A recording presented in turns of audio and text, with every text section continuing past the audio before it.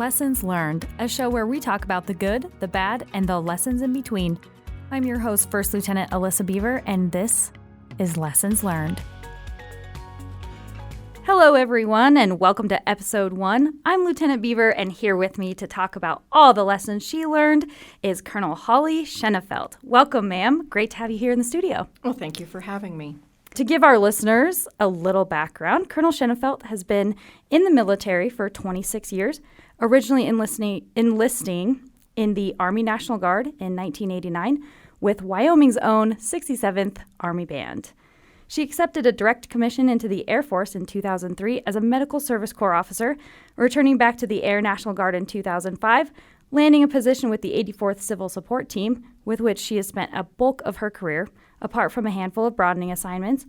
She then went on to command the 84th Civil Support Team from May of 2016 to September of 2019, and of course, most recently, taking command of the 153rd Mission Support Group here in Cheyenne, Wyoming.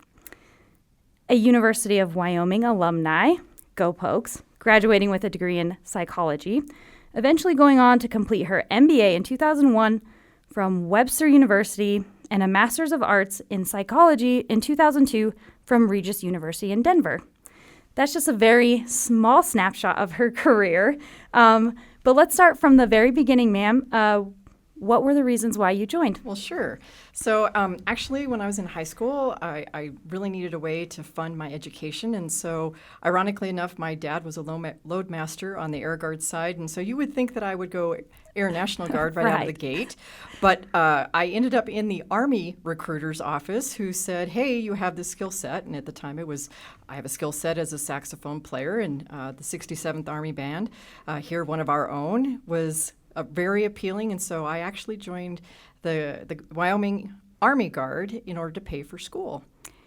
Awesome. I always find that interesting. The 67th Army Band has actually produced a handful of our senior leaders in this organization, and I always find it pretty unique that they come from a band background. So you said saxophone. Have you played? Do you still play that instrument, and did you play that all growing up? Actually, I do not play that instrument anymore. I have not played it since then. I actually was an original clarinet player. That's actually what I was in school. And so I branched out when I joined the Wyoming Army Guard and learned how to play the saxophone at that point. I also learned how to water ski at annual training. Oh, wow. Your annual trainings are a lot different than mine. We play a little more volleyball than water ski. So, well, that's awesome. What are some of the reasons why? So originally enlisting for more of the education benefits, but what made you stay? And of course, what made you stay in the Army for a little bit, but also switch over to the Air and stay so long with the Air Force? So actually, I have a break in service. I took 5 years where I worked in the civilian sector in the credit union industry and moved out to Los Angeles. So I spent about 10 years in Los Angeles. And kind of the funny thing there is that I actually ended up not serving. I didn't really understand as a young soldier about interstate transfer. So I actually completely got out of the military, ended up, ironically enough, with 3 bad years. So kind of a lesson learned there is, holy cow, I should have thought that through. But then in the end, really during my civilian time, I just was really drawn back to the structure. I was drawn back to the camaraderie. Certainly was looking for a hopeful way to find my way back home to Wyoming. And so I did have an opportunity to go active duty. And so I took it, and ultimately I kind of transitioned. I was stationed in Colorado Springs, and the opportunity to join the 84th Civil Support Team as an original member presented itself, and so I decided to jump on it. So that kind of segues into the next question I have, which is some of the opportunities you had. So early on in your career, after getting out, then you saw the opportunity to come over on the air side. What were some other opportunities you saw kind of early on that really defined your pathway, I guess you could say? So I actually had a couple different opportunities. Originally, when I graduated college, I actually was an enlisted member back then, and I was not only just a drill status guardsman back then, but I did have an opportunity to become on as a technician. I worked in the human resource office, and kind of one of the shaping things in my life was right very near the end of my probationary period, I was actually let go as not a match for the organization. And so that was certainly a defining moment in my career, but also gave me the tenacity to try to figure out, okay, where do I go from here and how do I come back? And so in the middle of doing all of that, I thought I wanted to be an Army officer. And so I actually did go up and attempted to do that. It was not a match for me there either, but the truth of the matter is I wouldn't change it for a minute because I wouldn't have ended up here where I am now. So as they say, things go how they're meant to be. And so that's how I those early defining moments really kind of helped shape my voice and really my future about where I wanted to go. Yeah, that's very interesting. I think sometimes as young soldiers, airmen, or even young leaders in this organization, I think we have a tendency to be defined by more of our failures. And I think sometimes we let that control us so much that we don't cultivate that and use that to our benefit. We just sit on it and we kind of become our failures. So what would you say to that? I mean, obviously you learn from this experience of, I guess, not necessarily failure, but not sticking around in that job. So, I mean, I don't want to say a failure because you learned from it, but yeah, what would you say to that? And honestly, certainly at the time, I mean, they were life-changing moments. I would definitely have defined them as failures. But when I look back on it now, I certainly think to myself, man, that was a great lesson and a great opportunity, and also to really decide what I wanted in the end. In the end, I wanted to find a way to come back to the Wyoming Military Department in a capacity where I was close to home. I was with people that I really enjoyed working with, and so it was an opportunity for me, honestly, to grow up a little, to take a look at, how did I need to fix myself, and continue to grow into doing something that I wouldn't have normally done. I wouldn't have moved to LA. I wouldn't have had that credit union experience in the civilian world and really know what a great organization that we have back here in Wyoming. I kind of think, too, is you learn different lessons. Kind of a funny story is when I did first join the military, I had wondered, holy camole, what had I done? What did I do? And what that really was is I had gone to basic training. And I got there, and that was back in the day that only women made up platoons at that time, and so a full company, and we had to wait for other women to arrive because there weren't enough women in the military. So during that time, had to go out. They trucked us out into the woods, and we raked up pine cones and pine needles from the forest floor. Oh, my goodness. And then we separated the pine cones from the pine needles and had to spread them back out over the forest floor. And at that moment, I thought, oh, my gosh, what did I possibly do, and what have I done to change my life? But what I would say about that, too, is it was an experience that now I can look back and laugh about it now. But at the time, I was like, oh, my goodness, what have I done? So. Oh, yeah. I think for all of our listeners, and even including myself, I think every single one of us have had that eye-opening moment where you go, oh, my gosh, what the heck did I do to myself? I cannot believe. But then I think you can look back and laugh on those situations for sure. Some of them are a little not as easy to laugh about as others. Totally. So what are some ways that these experiences, we kind of touched on it a little bit, but shaping moving forward beyond just your initial time in the military, how has that shaped your experience as maybe a junior and senior leader in this organization, looking back on that time? And I do look back on a couple of really poignant moments once I was commissioned. One is I was on active duty, and I ended up in a position where I had made a fairly sizable mistake, and that's what lieutenants do. Right. They make mistakes, and I actually ended up in front of the base commander and had to explain myself. And ironically enough, I went with my squadron commander, and as we were standing outside the door about ready to go in, he says to me, his biggest concern is that my mistake had ruined his opportunity to be a full bird colonel. And so for me, that was just that exact moment of, wow, I didn't have the support to go into an event. And so, lieutenants are supposed to make mistakes and learn from them. And then kind of another really defining moment for me is that I was going up for a command position, and I got the feedback that I actually was too emotional, and that was the reason I did not get the position. And at the time, it was so impactful about how could that not happen? That's what I thought I was being groomed for. And the truth is when I look back on it, I realized I was burnt out. Yeah. And so ironically enough, though, what that did is actually opened a door for some other experiences. I was the TAG's executive officer, where I got that glimpse of the strategic level things, and then I got to go back to the wing. And actually, it wasn't go back. It was my first opportunity to go to the wing, and I worked in aeromedical evacuation.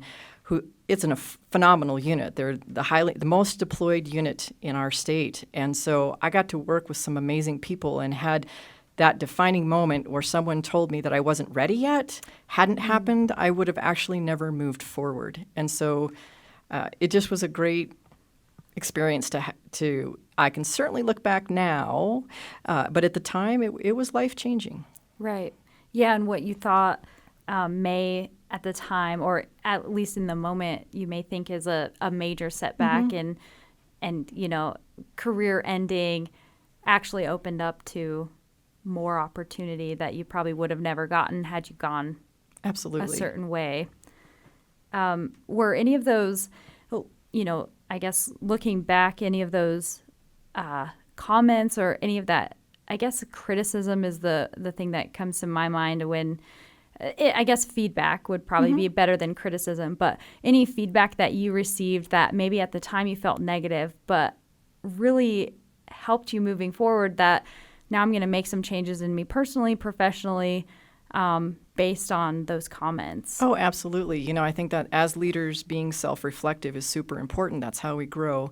And what I would say is, I'm not the person who I was 5 years ago. I'm not the person I was 10 years ago. Leaders, we continue to grow every day. We're trying to do the best that we can do for our people, ourselves, our organization, and so we're continuing to grow. And had someone not stopped and taken the time to really give me an honest feedback so that I could take a look at myself, I don't think that I would have been, a transformative leader. Is that I just don't think that I would have stopped and paused to think about how I had an effect on others by some of my behaviors. And, that's all the way clear back to the very beginning of my time, but certainly as I moved back into the Wyoming Military Department, that feedback has been very important. Certainly what I would say is that, some of it honestly caught me off by surprise because a period of time went by and then it was, hey, guess what? This is how we see you. And I certainly think that as we go along, it's important to have feedback, address it early, address it often so that people can be reflective as they continue to move through their career. Right. Yeah, that's good lesson learned there.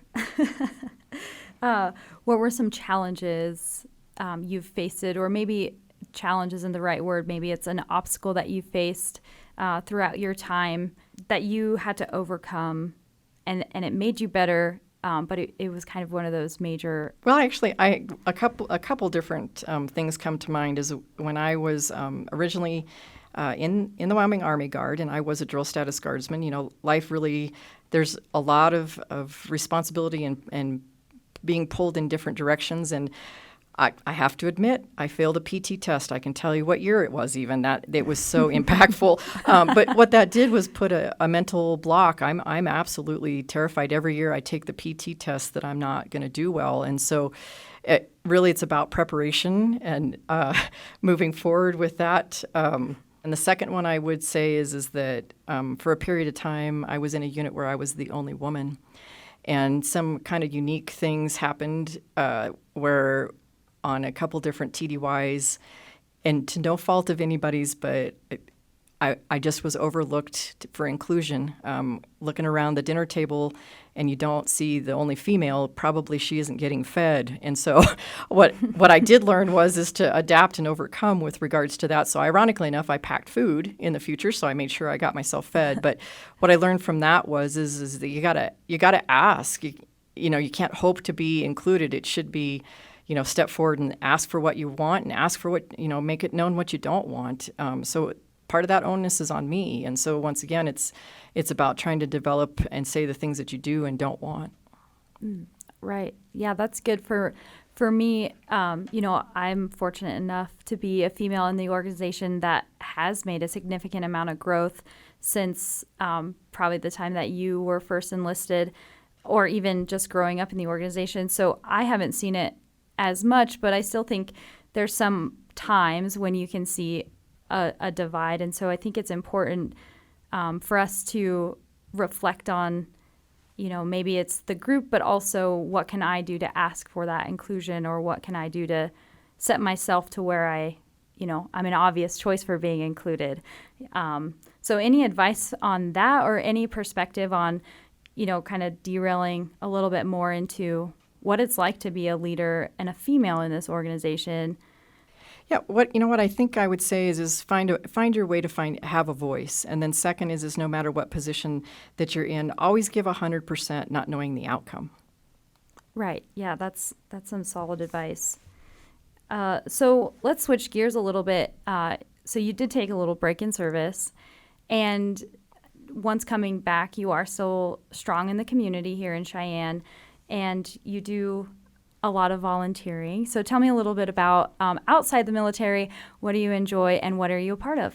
Yeah, a couple different things right here in Wyoming. We are a small state, so we're super agile and can adapt to different things. And so I've had some great exposure through the Leadership Cheyenne program, and then I transitioned, ironically enough,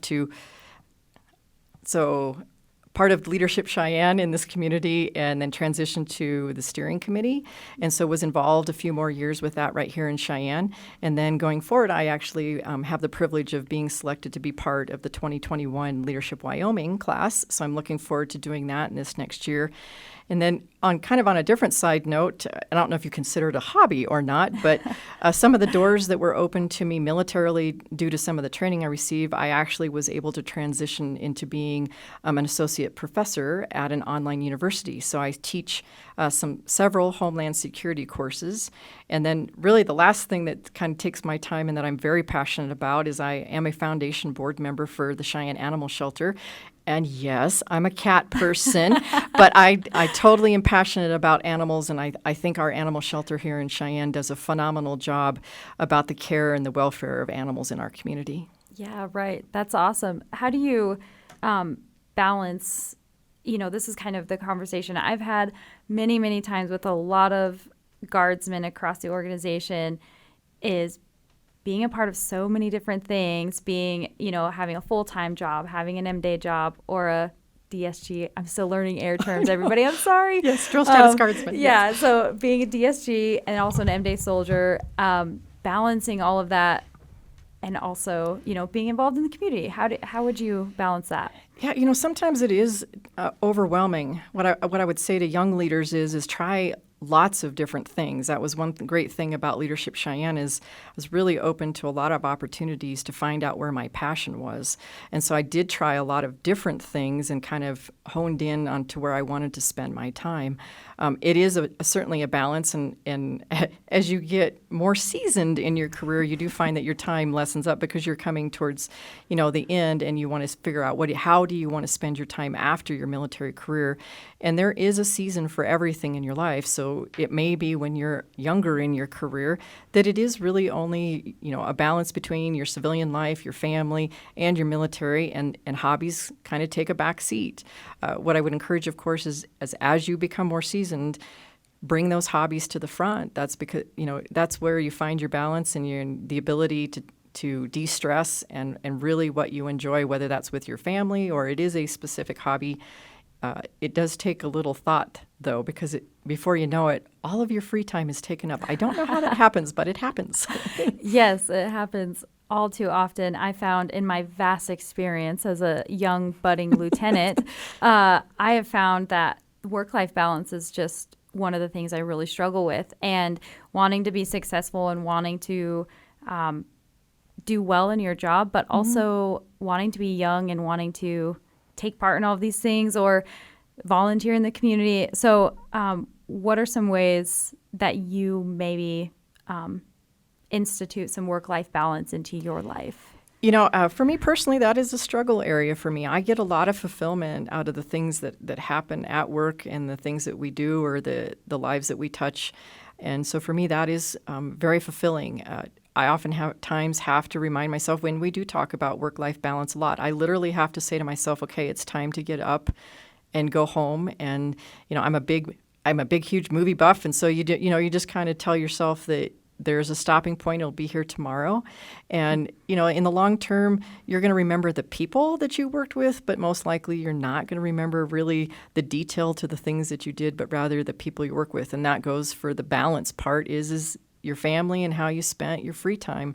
It fills up and it goes by very quickly. Yeah. Right. I find it goes by very, very quickly. You wake up, it's January, and you blink, it's July. Oh, totally. It's crazy. Even in COVID time. That's true. Yeah, even in COVID time. So we'll switch gears just a little bit and go back over to your military side. You were the commander of the 84th Civil Support Team, and you're also now the 153rd Mission Support Group commander.